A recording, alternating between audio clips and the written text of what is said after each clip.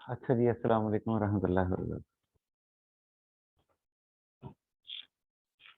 हमने financial statement preparation शुरू कर ली हुई हैं और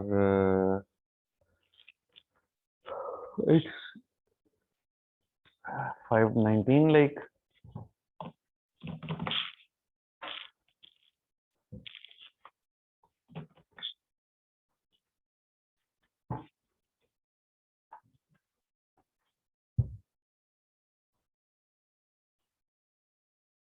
मैंने आपको एक सवाल कल करवाना शुरू किया था, वो कर लिया आप लोगों ने? बन गया? खुल के बताएं। एग्जाम्पल 7 नहीं हुई, 4 हो गई।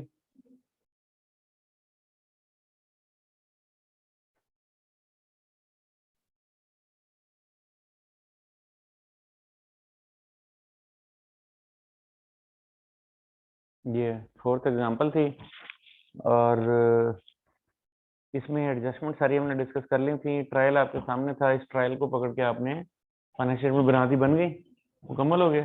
कोशिश किया था, कोशिश तो करना थी ना। आपका हो गया था, आपका भी हो गया, भी हो गई है। 7 नहीं, आपने कर ली। नेक्स्ट को ये नहीं देखा जाए।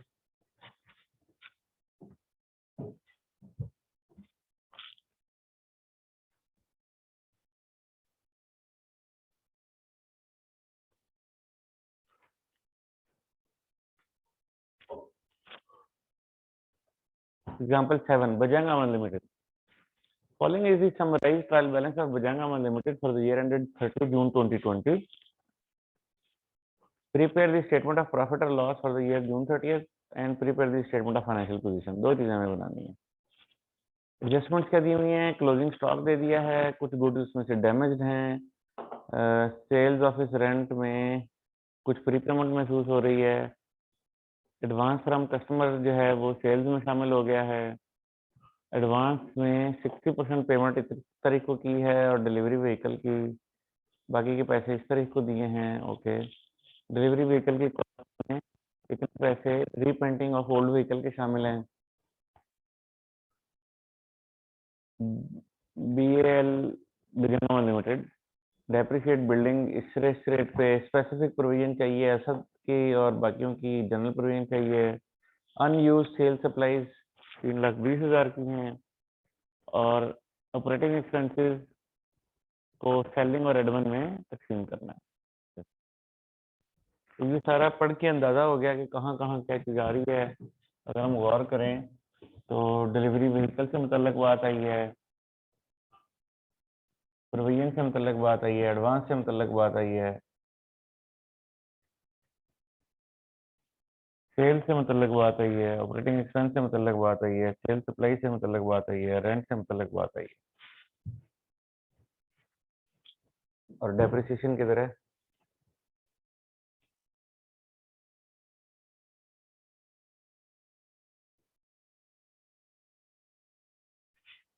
ये बिल्डिंग और इससे मुतल्लिक डेप्रिसिएशन भी आई है।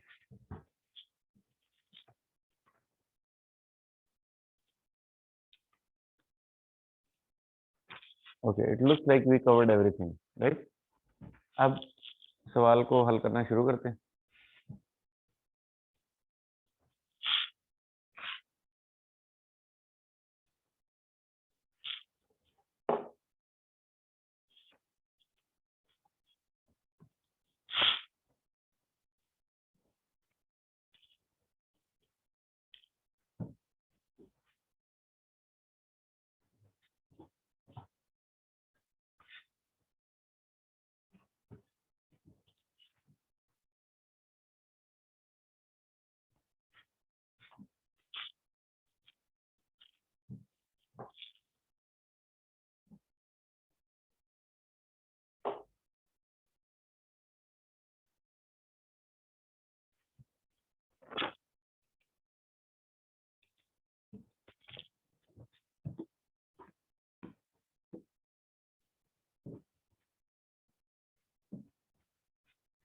स्टेटमेंट ऑफ फाइनेंशियल पोजीशन, इसमें हमारे पास है बिल्डिंग, इसमें हमारे पास है डिलीवरी व्हीकल्स। अच्छा, आसानी के लिए मैं क्या करता हूँ कि मैं वर्किंग में चला जाता हूँ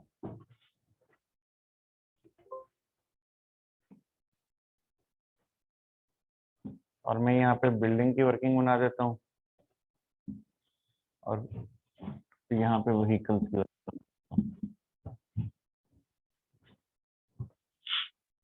बिल्डिंग के बारे में बताया गया है कि इसका 15,000 का डेबिट बैलेंस है और 19,000 का क्रेडिट बैलेंस है। इसका क्या मतलब हुआ?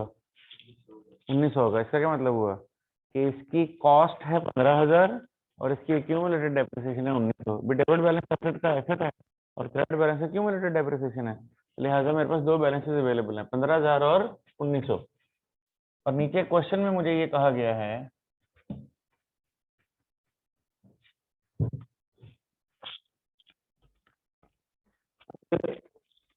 बिल्डिंग पे 4% स्ट्रेट लाइन पे डेप्रिसिएशन लेनी है, तो इसका मतलब है कॉस्ट पे लेनी है, तो 15,000 का 4%।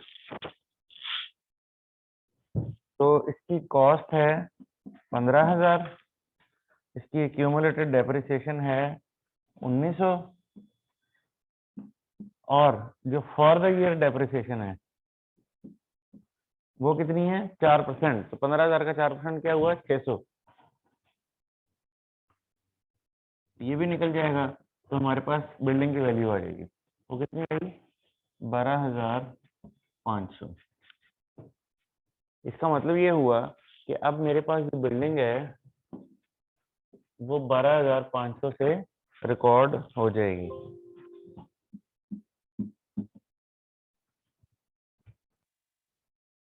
और 600 की डेप्रिसिएशन का एक्सपेंस भी रिकॉर्ड होना है, तो मैं साथ ही प्रॉफिट एंड लॉस भी खोलता हूँ और वहां पे लेट से मैं यहाँ साइड पे बना लेता हूँ।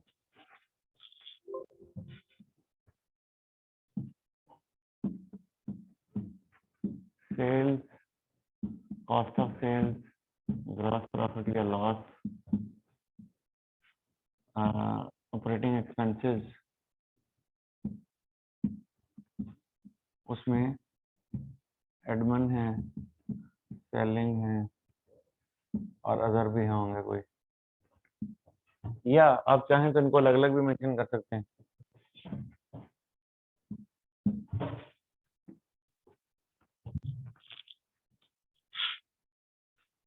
अगर हम इसमें देखें तो खर्चे क्या क्या हैं? ऑपरेटिंग एक्सपेंसेस हैं, ऑफिस रेंट है, फाइनेंस चार्जेस हैं और बस 3 आइटम चला रहे हैं, तो इन्हीं को इस्तेमाल किया है। सर डेप्रिसिएशन नहीं आ रहा तो मैं डेप्रिसिएशन यहाँ लेजर से मेंशन कर देता हूँ। डेप्रिसिएशन, अब बिल्डिंग की डेप्रिसिएशन कितनी है? 600 की, ये मैंने यहाँ लिखा। अब देखिए मैंने ये मेहनत क्यों की फॉर्मेट बनाने पे, ताकि मैं उस एडजस्टमेंट के जो दो इफेक्ट्स हैं वो साइमल्टेनियसली डाल के ही आगे जाऊं। मैंने एक तरफ अगर डेप्रिसिएशन एक्यूमुलेटेड में 600 काउंट किया है तो दूसरी तरफ प्रॉफिट एंड लॉस में भी उस 600 की डेप्रिसिएशन डाल दी है। मैंने वेट नहीं किया कि अच्छा जब मैं प्रॉफिट एंड लॉस बनाऊंगा तो तब नहीं, साथ ही जो कुछ जोड़ तोड़ करना था करके डाल दिया। ओके, उसके बाद व्हीकल्स हैं, व्हीकल्स पे आ जाते हैं। व्हीकल्स 9,350 और 4500 की वैल्यू रखते हैं।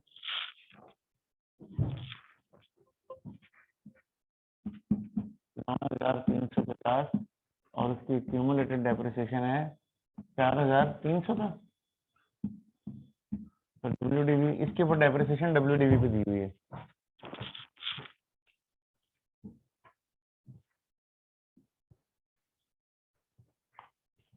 4,500 है, सॉरी 4,500। और आइए व्हीकल से मतलब जो एडजस्टमेंट्स हैं उनको पढ़ते हैं।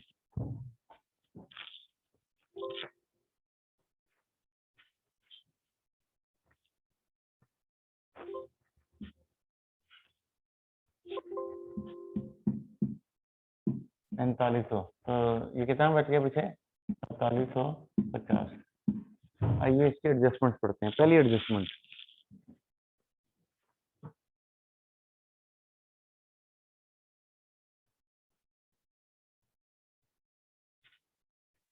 Number 4, advance represents 60% payment made on 1 February 2020 for the purchase of a delivery vehicle. Advance के अंदर 60% तो व्हीकल के पैसे शामिल हैं। Remaining balance would be paid in September 2020, बाकी के पैसे सितंबर में देंगे। No entry was made when the vehicle was delivered on 1 April। अप्रैल को गाड़ी में मिली, तब नहीं एंट्री नहीं डाली। हमने कहा भाई जो एडवांस दिया हुआ है वो तो एडवांस में पड़ा हुआ है, बाकी के पैसे देने सितंबर में। तो आज जगह में पहले जब गाड़ी आई है तो एंट्री डालने की जरूरत ही नहीं है। जरूरत थी क्या एंट्री डालनी चाहिए? व्हीकल को रिकॉर्ड कर लेना चाहिए था, एडवांस को खत्म कर देना चाहिए था, और बाकी के पैसे जो देने वाले हैं उसका पेएबल खड़ा कर देना चाहिए था। लेकिन एंट्री होनी चाहिए थी व्हीकल डेबिट, एडवांस क्रेडिट और पेएबल क्रेडिट। ठीक है, ठीक है।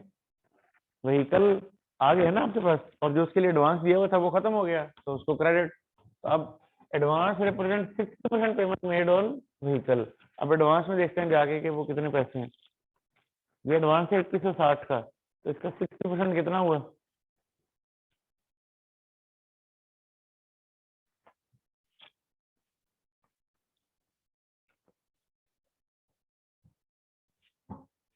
बारह सौ छियानवे। इसका मतलब है 1296 इसमें गाड़ी के हैं। अच्छा, गाड़ी है कितनी?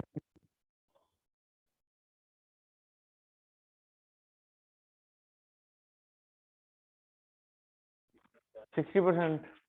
एडवांस नहीं, सॉरी, ये यूं नहीं कह रहा, वो कहता है advance represent 60% payment made for, यानी ये पूरे का पूरा एडवांस जो है ये में गाड़ी की 60% कीमत है।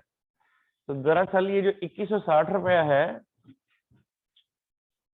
2160 रुपया, ये 60% ऑफ द व्हीकल है। तो फिर 100% ऑफ द व्हीकल कितना होगा?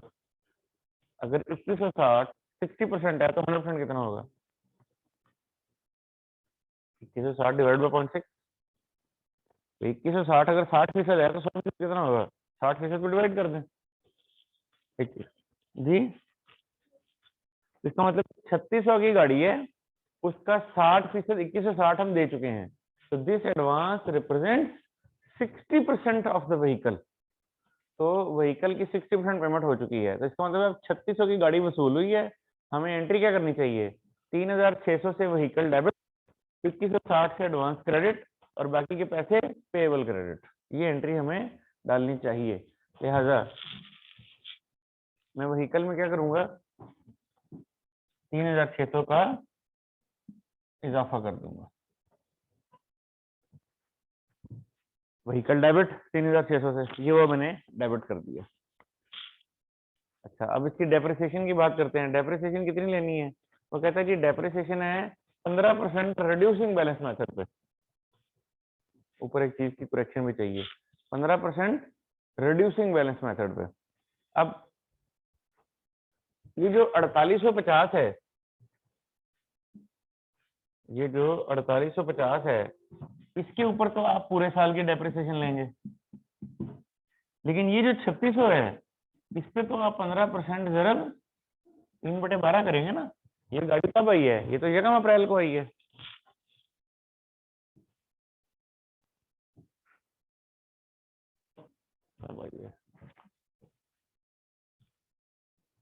यकम अप्रैल को आई है। इसका मतलब है अप्रैल मई जून, इस पे तो 3 महीने की डेप्रिसिएशन चार्ज करेंगे। लिहाजा जो शुरू में आपकी गाड़ियां पड़ी हैं उस पर पूरे साल की डेप्रिसिएशन आ जाएगी, और जो नई गाड़ी खरीदी है उस पर 3 महीने की डेप्रिसिएशन आ जाएगी।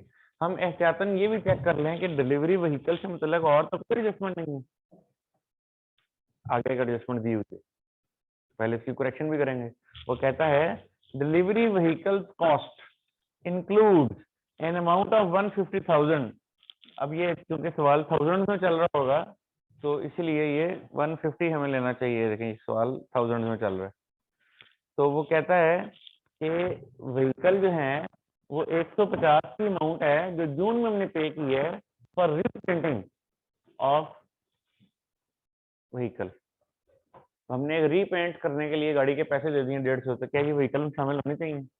तो नहीं होने चाहिए। गाड़ी को रीपेंट करें तो इसकी रिपेयर मेंटेनेंस कॉस्ट है, इसको तो शामिल नहीं होना चाहिए। तो हमने शामिल कर दिया है। वो कहता है इसको क्या करें, फिर निकालें इसको। तो मैं क्या करूंगा, व्हीकल में से इसको निकाल दूंगा, लिहाजा मैं लेस करता हूँ रीपेंट डेट को। तो अब मेरे पास टोटल एडजस्टमेंट से बन गई, तो क्या क्या बन गई मैं इसको मेंशन कर देता हूँ।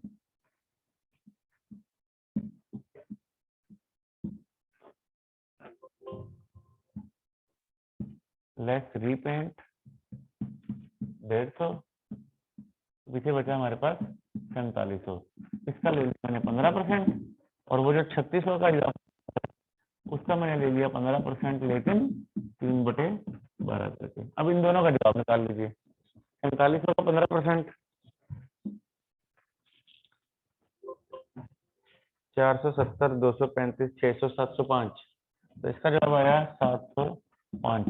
और इसी तरह 3600 का 15%, 360, 180, 440, 540 और 3/12, 135।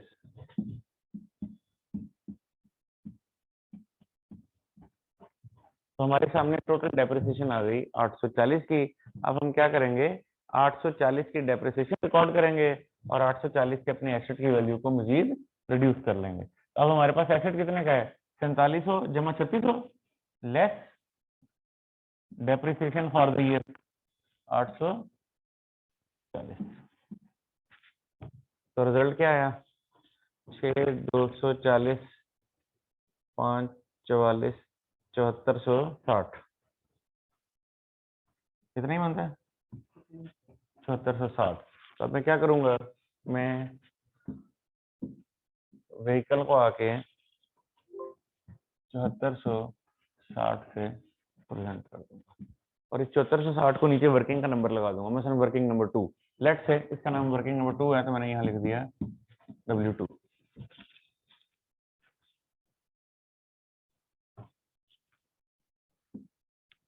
ठीक है, और नेचुरली मैंने इस वर्किंग को टाइटल भी लगाना है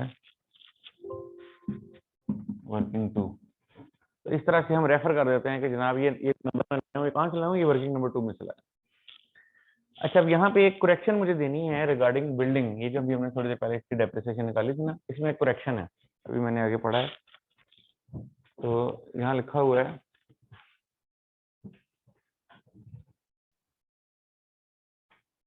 नीचे, ये number 6, BAL depreciate building at 4% straight line while delivery vehicles are 15% reducing balance। आगे क्या लिखा हुआ है, 30% of cost of building represents land। तो लैंड भी शामिल है, तो लैंड को यूजुअली डेप्रिशिएट नहीं किया जाता। तो फिर इसका मतलब ये हुआ कि मुझे ये बिल्डिंग जो है इसमें से वर्किंग अलग करनी पड़ेगी। अब क्यूमुलेटिव 1900 है, ये 15,000 है, तो मैं अब इसमें से इसको दोबारा से कर देता हूँ।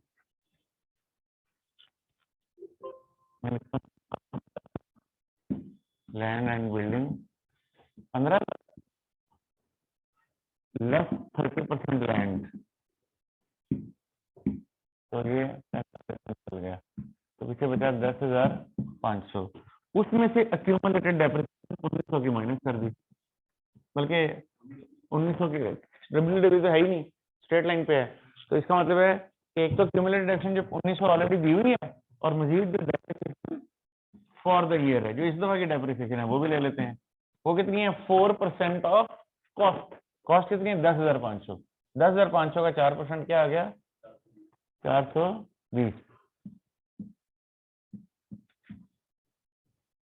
तो अब आप इसको माइनस कर देंगे, 8,600, 8,200, 8,180। तो जो आपकी बिल्डिंग की WDV है वो कितनी है, 8,180, और लैंड की वैल्यू कितनी है, तो 40,000 की, और बिल्डिंग 8,180 की। तो जो टोटल लैंड एंड बिल्डिंग बन जाएगा, कितना बन जाएगा, इन दोनों को जमा करके, तो 8,180 जमा 4,500, 12,680।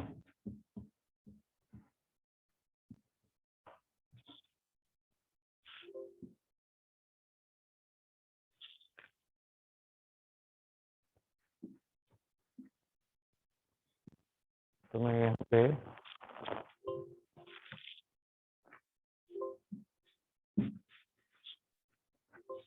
12,680 लिखूंगा।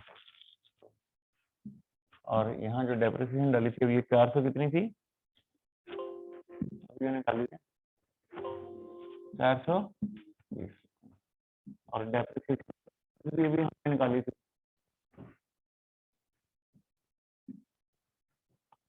840, वो भी लिखूंगा।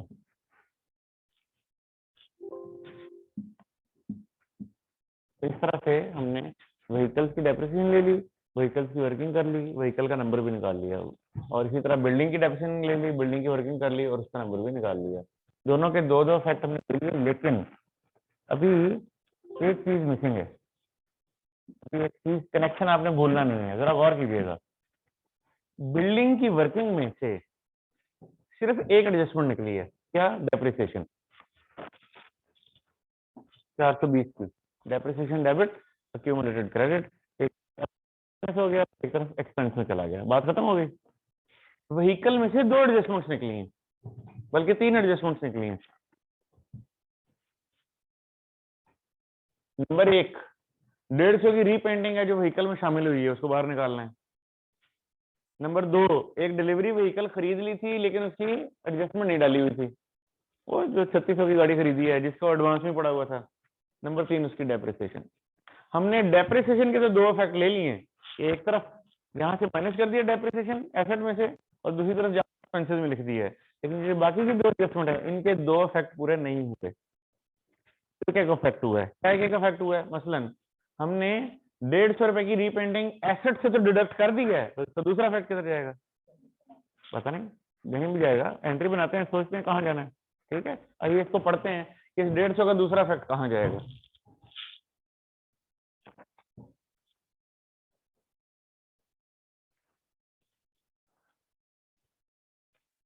Delivery number 5, the delivery vehicle cost include an amount of 150 paid in June for repainting of an old delivery vehicle. However, due to heavy workload, vehicle was not painted till the year end.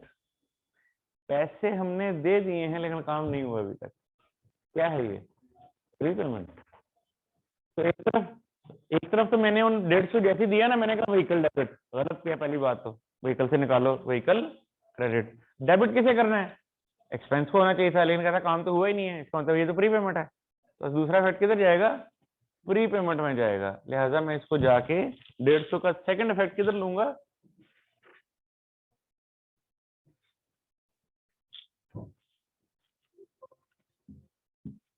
Pre payment. ठीक होगी बात, 2 effect पूरे हो गए। अब तीसरी adjustment क्या है, 3600 वाली, 3600 वाली, ये वाली नंबर 4, ये क्या आपने जो एडवांस दिया था वो 60% था, अब गाड़ी आ गई है लेकिन 40% का पेबल अभी तक पे नहीं हुआ। अब इसकी एडजस्टमेंट क्या है, व्हीकल डेबिट 3600 से, व्हीकल डेबिट 3600 से हमने व्हीकल में उसको शामिल कर लिया,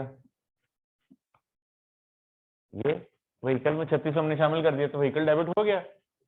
क्रेडिट किसे होना है, एडवांस को। इसका मतलब है कि जो मेरी बुक्स में एडवांस खड़ा हुआ है उसको क्रेडिट करना है, यानी कि उसको खत्म करना है। अब वो एडवांस है कितना, नहीं तो मतलब 2160, ये सारे का सारे खत्म हो गया ना, ये सारे का, इसका मतलब है जस्ट इसको यहां से मैं क्रॉस लगा देता हूँ, सेकंड इफेक्ट हो गया इसका। व्हीकल डेबिट 3600 से, एडवांस क्रेडिट 2160 से। अब मेरी बैलेंस शीट में एडवांस जाएगा, नहीं जाएगा, वो खत्म हो गया।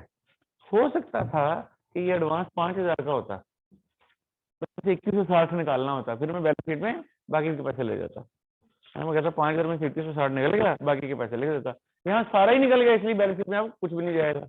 ओके, तीसरी बात क्या है, 3600 में से 2160 तो एडवांस था, वो खत्म हो गया, तो बाकी का कितने पैसे बचते हैं, 1340 रुपए, 1440 रुपए, 3600 नफी 2160, 1440। ये क्या है, ये मेरा पेएबल है, ये पैसे अभी मैंने देने हैं, तो इसको लायबिलिटीज में लिखूंगा जाके,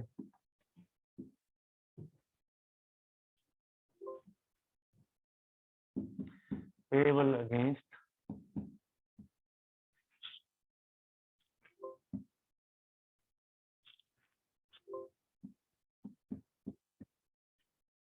पेबल अगेंस्ट व्हीकल 1440, ये मेरे पास इसकी अमाउंट आ गई।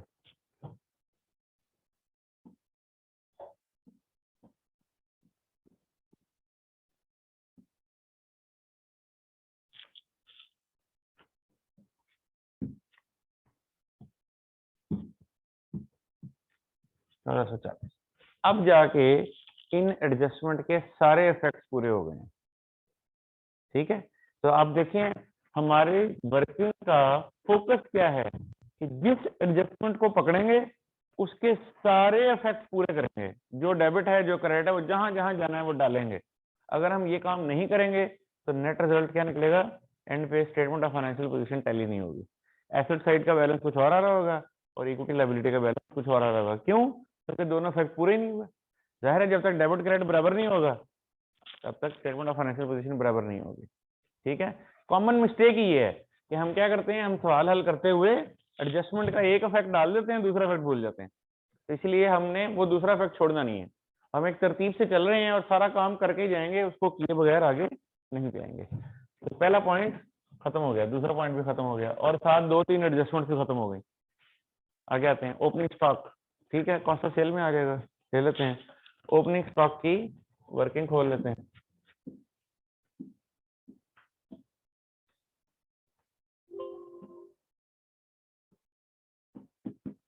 कॉस्ट ऑफ सेल,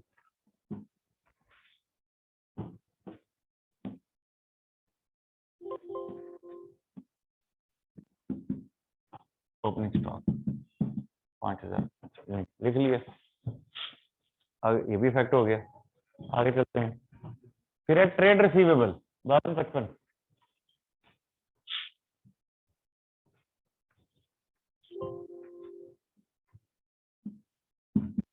रिसीवेबल 0 लिख लिया। देखिए अभी मैंने सिर्फ लिखा है, अभी आगे चलते हैं। यदि 5255 का रिसीवेबल है, प्रोविजन फॉर डाउटफुल रिसीवेबल 400 की,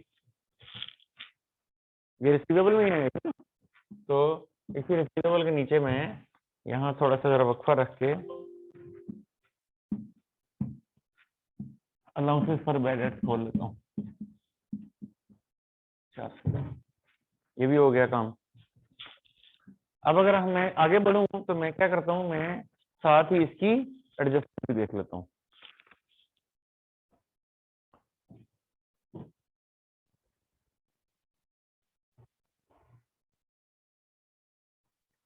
एक तो ये है रिसीवेबल बिलोंग करती है 6 मंथ।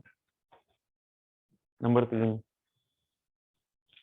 एक नंबर 7 है जो रिसीवेबल से बिलोंग करती है। ओके, इन दो एडजस्टमेंट्स को देखते हैं। Number 3, advance from a customer amounting to ₹475 net of 5% discount has been included in sales. Customer से एडवांस पैसे आए हैं और हम सेल में डाल दिए, तो क्या करेंगे? नहीं डालेंगे, हमें एंट्री करनी चाहिए cash debit advances from customer credit liability unearned income credit. तो ये गलती सेल्स में जा रही है, रिसीवेबल में नहीं जा रही है, तो इसका रिसीवेबल से ताल्लुक नहीं है, मैं इसको इग्नोर करता हूँ। मुझे लगा शायद रिसीवेबल से इसका ताल्लुक होगा। ओके, नंबर 7 पे आ जाए, इसका रिसीवेबल से ताल्लुक नहीं है। Number 7, a specific provision at 75% is to be made against Asad Bakar's balance of 380,000, 380 यानी कि a general provision is maintained at 4% of the remaining receivable। Receivable में और कोई एडजस्टमेंट नहीं है। अब ये जो 5255 है इसमें से वो कहता है जी 380 का तो असद बकर है, उस पे ले लो तुम 75% प्रोविजन, और बाकी कितने हैं? 5255 में से 380।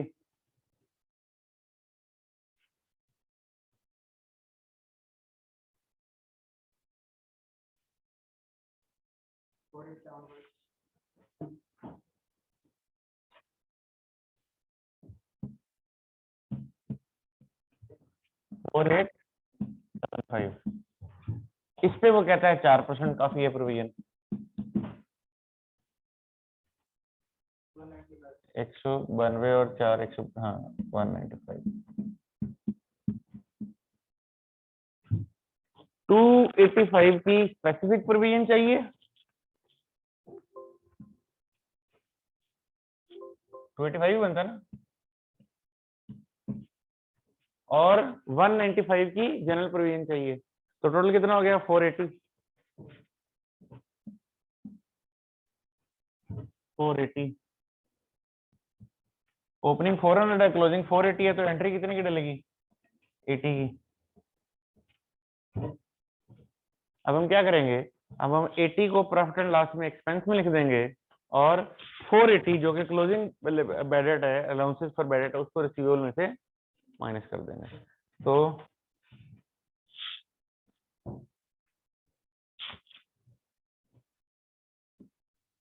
हमें बात क्लियर हो गई है ना, आगे चलते हैं।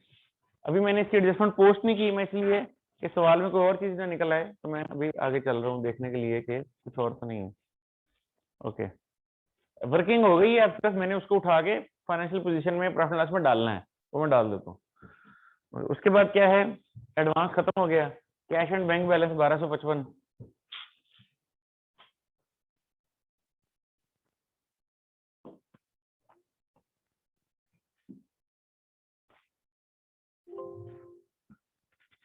Cash and bank 1255। उसके बाद शेयर कैपिटल है 8000 का, कैपिटल यानी कि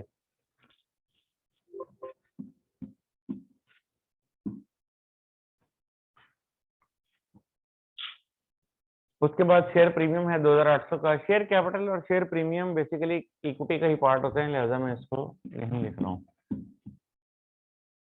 कितना था 2800 का। ये क्या होते हैं इसकी तफसील इंशाल्लाह आप FR 1 में पढ़ेंगे। और फिर रिटेन अर्निंग 6660, ये भी आपकी प्रॉफिट ही है। Retain earning 6660। रिटेन अर्निंग क्या चीज है, ये दरअसल गुज़श्ता सालों के जमाशुदा प्रॉफिट है।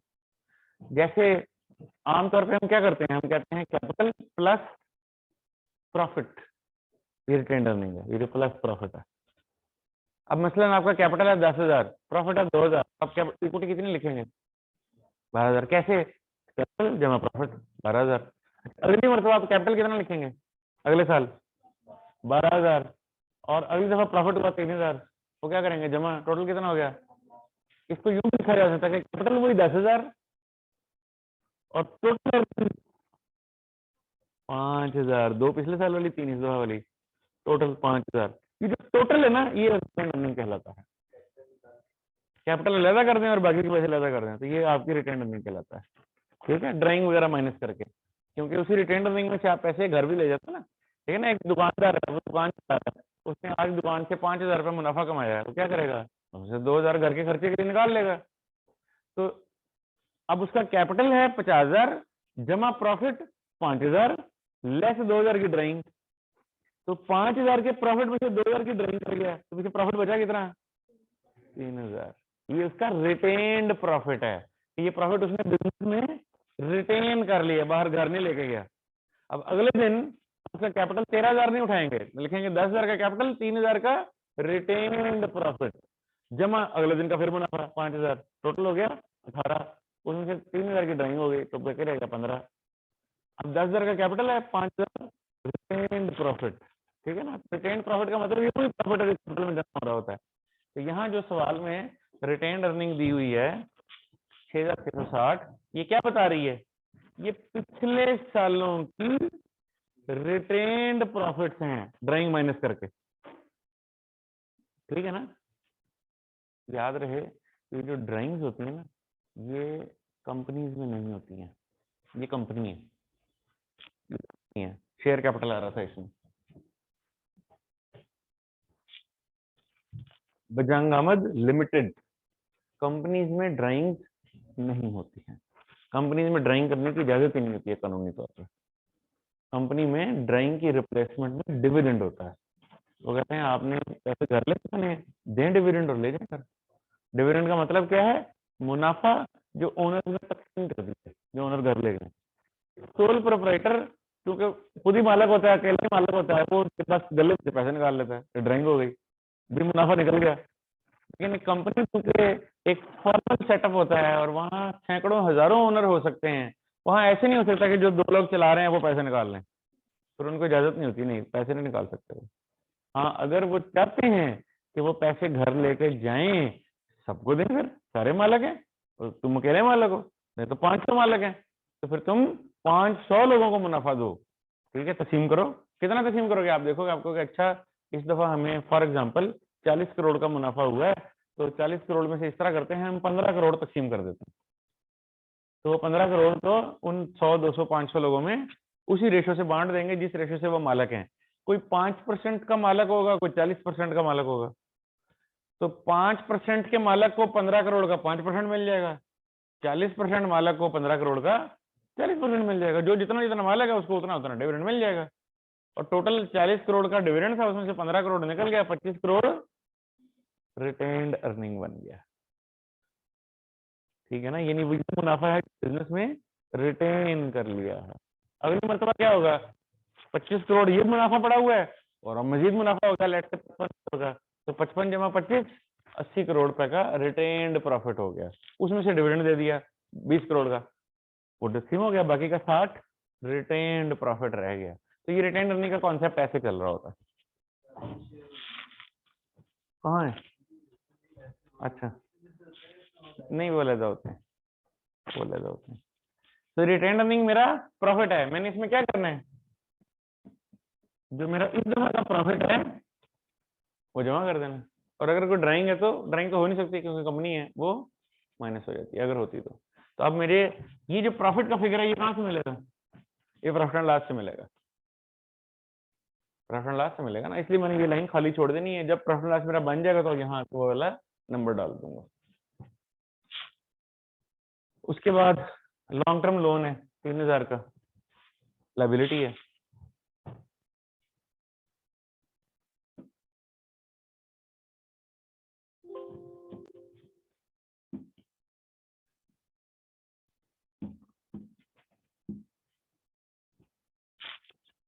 उसके बाद ट्रेड पेएबल है 2900 का,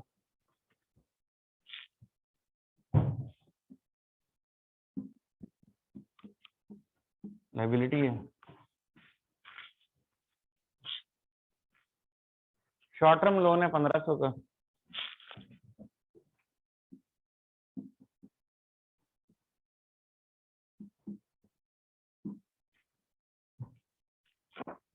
उसके बाद सेल्स रेवेन्यू है 39,770 का।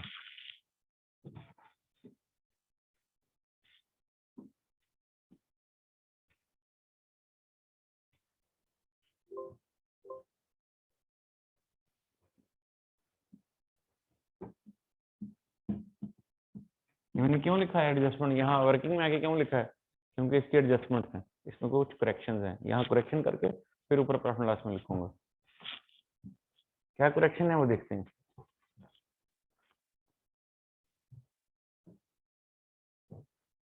नंबर 3, एक कस्टमर से 475 में मिला था नेट ऑफ डिस्काउंट, जो कि हमने सेल्स में डाल दिया, निकालने इसको सेल्स में से, क्या करेंगे, सेल्स से निकालेंगे और एडवांसेस फ्रॉम कस्टमर में डाल देंगे। नतीजा क्या निकलेगा,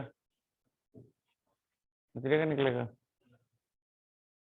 सेल्स कम हो जाएगी और एक लायबिलिटी एडवांस फ्रॉम कस्टमर खड़ी हो जाएगी। कितने की, 475 की। आगे लिखा है ना, goods will be delivered after the year and, यानी इसका मतलब है साल खत्म होने तक सौदा बिका अभी नहीं है, एडवांस आया हुआ है और बस एडवांस ही पड़ा हुआ है। अब एक सवाल दिन में ये आता है कि ये जो हम कह रहे हैं कि ये हम इसकी रिवर्सल करेंगे, ये कितने से करेंगे, 475 से करेंगे या डिस्काउंट की एडजस्टमेंट के बगैर करेंगे। तो अपेरेंटली 475 से ही करनी चाहिए, क्योंकि हमें एडवांस मिला 475 और हमने वो सेल में डाल दिया। भाई मुझे एक कस्टमर ने आगे कहा कि भाई मैं तुम्हें एडवांस पैसे देता हूँ, कितने का बेचोगे, मैंने कहा 5% डिस्काउंट ले लेना, उन्होंने कहा ठीक है ये लो पैसे, तो 475 दे गया, मैंने उसको उठा के सेल में डाल दिया। गलत किया, मुझे सेल में नहीं डालना चाहिए था जब तक वो सेल नहीं हुई, लिहाजा उसको सेल में से निकालना है। कितने से निकालूंगा, जितने से डाला था, डाला कितने से था, 475 से, लिहाजा मैं यहाँ लेस एडवांस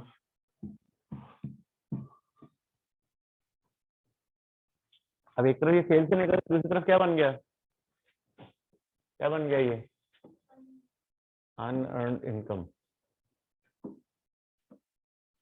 लायबिलिटी में लिखूंगा एडवांस फ्रॉम कस्टमर 475, लायबिलिटी है। सो ये वाली एडजस्टमेंट हो गई, ये वाली भी हो गई, ये वाली भी हो गई, ये वाली भी हो गई, ये वाली भी हो गई। तो नंबर 1, 2 और 8, 9 ये 4 एडजस्टमेंट्स रह गई और इनमें से किसी चीज का ताल्लुक सेल से नहीं है। ओके, इसका मतलब है सेल्स का फिगर मेरा क्लोज है, इसमें और कोई एडजस्टमेंट नहीं है।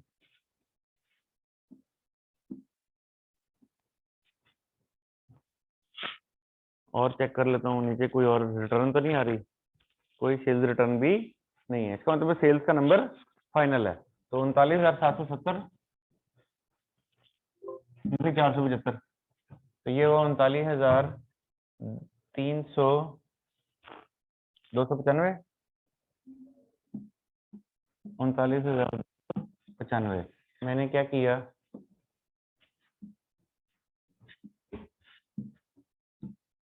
यहाँ आके 39,295 की सेल्स डाल दी और जो भी इसका वर्किंग नंबर है वो लगा दिया। वर्किंग नंबर 4, 5, 7 जो भी है। अब कॉस्ट ऑफ सेल की वर्किंग हमारी चल रही है, उस पर जाते हैं वापस। ओके, अच्छा अभी तक हमने रिसीवेबल को नहीं लिखा। ओके, सेल्स के बाद है परचेजेस 26,200 की।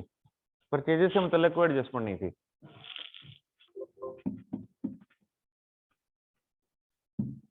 $26,200 की।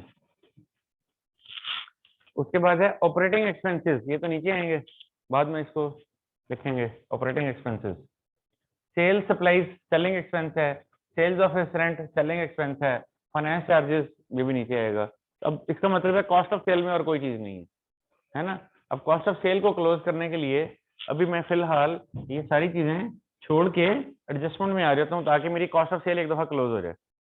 ये कॉस्ट ऑफ क्लोजिंग स्टॉक, अब क्लोजिंग स्टॉक मुझे बता दिया है, कहता है वो कॉस्ट ऑफ क्लोजिंग स्टॉक कितनी है, 7400, थाउजेंड्स में ना, तो ये 3 निकल 7400, of which goods costing ₹500 were slightly damaged and can be sold for 600 after incurring repacking of 160।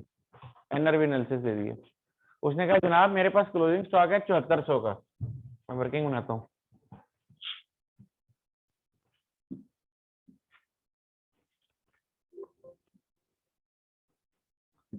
Closing stock है इस 7400 में से, कहता है एक 500 वाला और एक बाकी का 6900 वाला हो गया, ऐसी है। इस 500 वाले की जो एनआरवी है वो 440 है, 600 का बिकेगा लेकिन उसको बेचने के लिए पहले 160 की कॉस्ट लगानी पड़ेगी। तो कितनी हो गई 440, तो विच एवर इज लोअर 440। और ये 6900 की एनआरवी क्या होगी, ये तो 6900 से ज्यादा ही होगी ना। देखो ना 500 वाली चीज 600 की बिक रही है, तो 6900 वाली चीज कितने की बिक्री होगी, ज्यादा की बिक्री होगी ना। इधर एनआरवी क्यों टूट गई, क्योंकि इसमें रीपैकिंग की कॉस्ट निकल आई है, डैमेज गुड है, ये तो डैमेज नहीं है। इसका मतलब है इसकी एनआरवी तो इससे ज्यादा ही होगी, तो which ever is lower cost, तो 6900 को तो 6900 ही ले लिया और इसको 440 ले लिया, तो रिजल्ट क्या निकला 6900 जमा 440 7340। तो जो मेरी 7400 वाली इन्वेंट्री थी वो एनआरवी लॉस बुक करके कितने की हो गई 7340। अब मैं क्या करूंगा 7340 से अपनी इन्वेंट्री रिकॉर्ड करूंगा,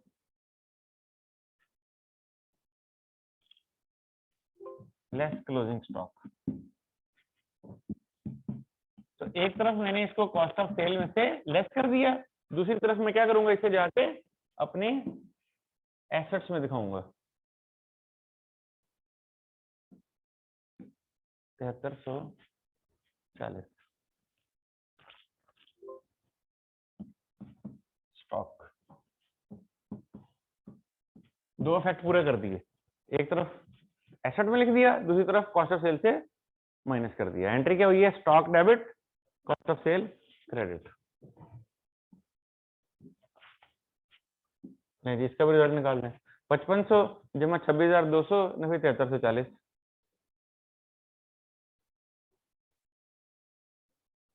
24,360 जी, लिख दूं? 24,360 ये मेरी कॉस्ट ऑफ सेल निकलेगी। 24,360।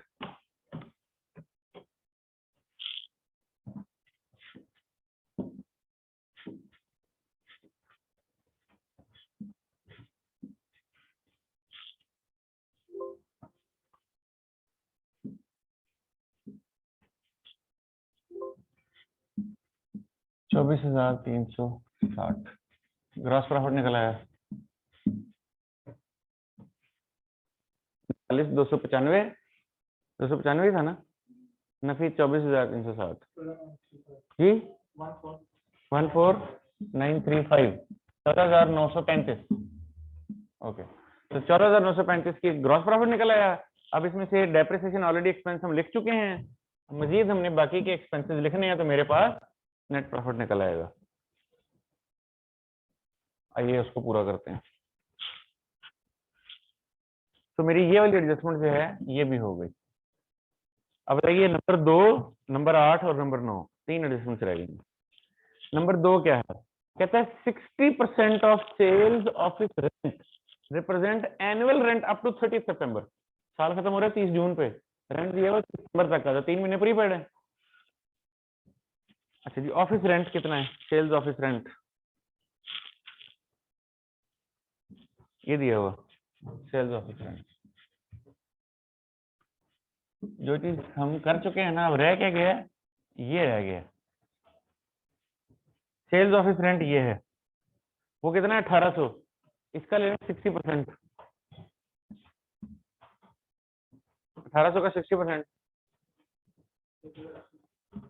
1080, और दूसरा इसका कितना हुआ? 720।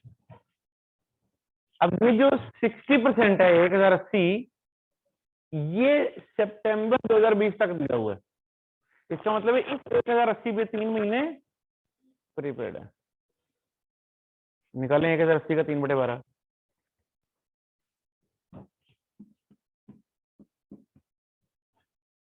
250, 270।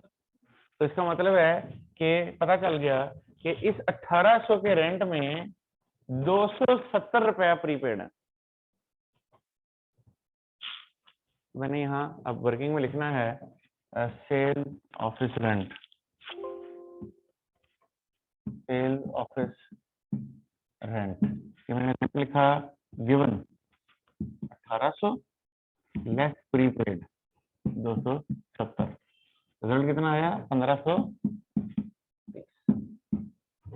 और ये 270 का जो प्रीपेड है ये क्या है? एसेट भी है मेरा, डबल इफेक्ट है ना, prepaid expense as asset debit, expense credit. तो जो एक्सपेंस क्रेडिट है वो यहाँ माइनस कर दिया, और वो जो प्रीपेड डेबिट है वो मेरा एसेट बन गया, उसको जाके मैंने एसेट्स में लिखना है।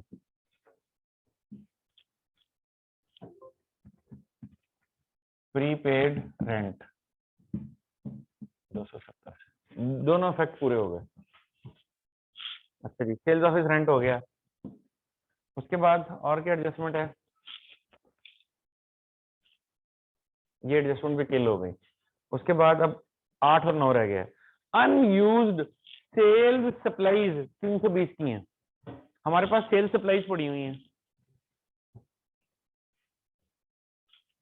ये sales supplies, supplies mean consumable item. ये सेल्स सप्लाईज पड़ी हुई है, कितने की? 840 की, 840 की। कहता है इसमें से 320 की अनयूज्ड है। इसका मतलब 840 की सप्लाईज हमने खरीदी थी, 320 की बच गई है, बाकी यूज हो गई है। तो खर्चा तो वही होगा ना जो यूज हो गया। ये ऐसे है कि जैसे आपने कॉलेज के लिए 100 मार्कर खरीद लिए, तो आपने कहा जी सप्लाईज परचेज 100 मार्कर, फिर साल के आखिर आपने कहा उन 100 में से 30 मार्कर अभी तक पैक पड़े हुए, इस्तेमाल कोई नहीं हुए, तो एक्सपेंस कितना है? बाकी के 70 मार्कर।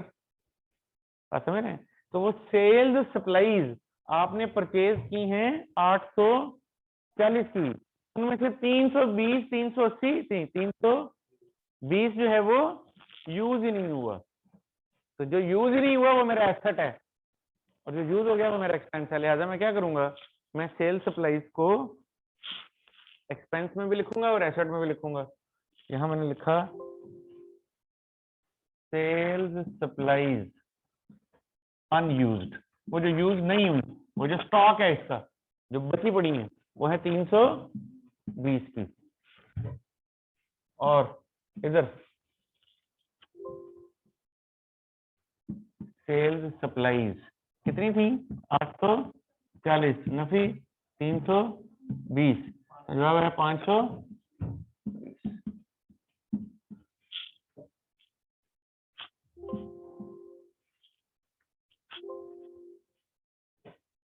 ओके, अब आप जरा गौर करें, कुछ वर्किंग थी जो मैंने नीचे जाके तफसील से बनाई है, कुछ वर्किंग है जो मैंने ऐसे ब्रैकेट में कर दी है। अगर कोई बहुत छोटी सी वर्किंग हो तो हम ऐसे साथ ही कर देते हैं, इसलिए हम नीचे जाके वर्किंग नहीं खोलते। और अगर जरा बड़ी वर्किंग निकला है तो हम नीचे अलग से बना लेते हैं। तो आपकी मर्जी है, आप दोनों तरह से वर्किंग बना सकते हैं। तो सेल सप्लाईज भी गई, और उसके बाद अब 9वीं एडजस्टमेंट, आखिरी एडजस्टमेंट है। कहता है the amount of operating expenses is to be allocated into selling and admin 60-40।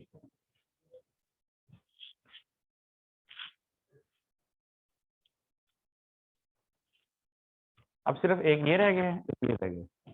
कहते हैं जो ऑपरेटिंग एक्सपेंस है ना, इसको सेलिंग एडमिन में तकसीम कर दें। वैसे अगर आप गौर करें तो मैंने तो सेलिंग एडमिन की तकसीम बनाई ही नहीं है। मैंने तो कहा ही नहीं है कि ये सेलिंग के खर्चे हैं और ये, मैं तो सारे खर्चे डाली जा रहा हूँ बस, है ना। तो फिर इसका मतलब मुझे इसको तकसीम करने की जरूरत नहीं है। लेकिन अगर एग्जाम में ये क्वेश्चन ऐसे आए तो मुझे तकसीम बनानी चाहिए। अभी तो हमने पहला दूसरा सवाल किया, इसलिए मैंने सवाल किया। अभी मैंने इसमें तकसीम की बनाई, करंट नॉन करंट एसेट अलग अलग नहीं किए, अभी तो क्योंकि हमने शुरू किया इस वजह से मैंने उसको नहीं छेड़ा। तो मैं इस ऑपरेटिंग एक्सपेंस को पूरा 35 से 10 ही लिख देता हूँ। वरना मैं क्या करता, मैं इसको 60-40 करके मैं इसके अंदर दो हेडिंग बनाता, ऑपरेटिंग एक्सपेंस के अंदर दो हेडिंग बनाता, admin expenses, selling expenses. Admin के अंदर एडमिन डाल देता, सेलिंग के अंदर ये सेलिंग के खर्चे डाल देता। तो अभी मैं सारे ही लिख देता हूँ। ऑपरेटिंग एक्सपेंसेस कितने हैं? 3510 के।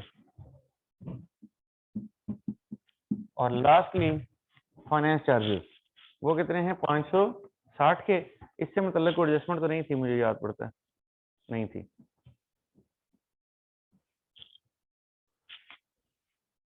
ओके, 560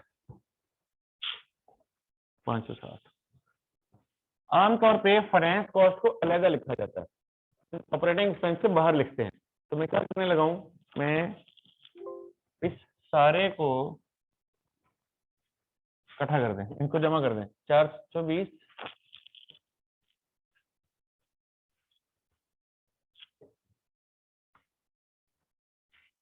420 जमा 840 जमा 1530 जमा 520 जमा 3510, 6820 ये टोटल खर्चा हो गया।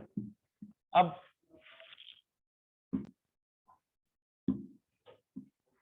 14,935 का ग्रॉस प्रॉफिट है, उसमें से 6,820 के खर्चे हो गए। तो प्रॉफिट कितना आया ऑपरेटिंग, इसको बोलते हैं ऑपरेटिंग प्रॉफिट।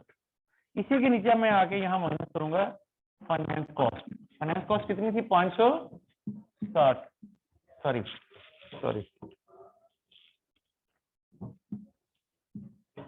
ये चलें ठीक है, इसको भी इसी तरह ही मैं कर देता हूँ, कोई ऐसा मसला नहीं है। मैंने यहाँ लिखा फाइनेंस कॉस्ट 560। अब 14,968 भी निकाल दें और 560 भी निकाल दें, ठीक। 7,555 एक चीज में भूल गई हूँ यहाँ, मुझे लगता है 7,555 एक चीज मैंने छोड़ दी है।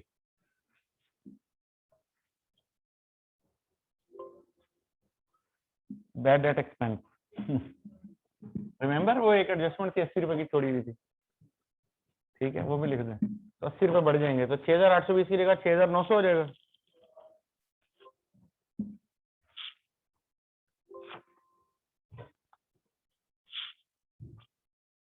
ओए होए, अच्छा इधर मैंने कहा बंद हो गया शायद। ये हो जाएगा 6900, प्रॉफिट 80 रुपए से कम हो जाएगा। तो 7555 की जगह कितना हो जाएगा? 7400 7475, ठीक है। ये हो गया मेरा प्रॉफिट फॉर द ईयर। ये 7475 है जिसको मैं ला के डालूंगा यहां,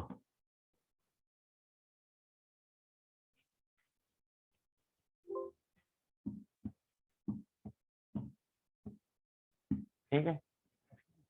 तो इसका भी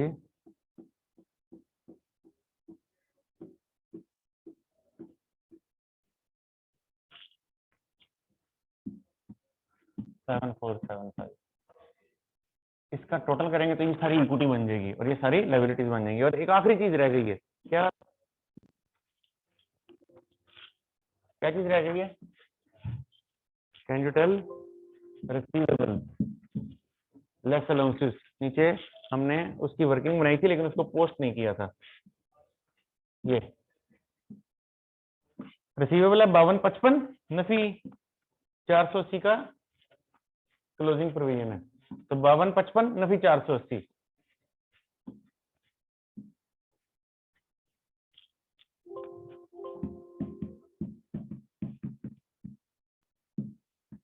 क्या जवाब आया? 4775। नहीं, अब आप इधर का भी टोटल कर दें और इधर का भी टोटल कर दें तो इंशाल्लाह दोनों साइडों को बराबर होना चाहिए।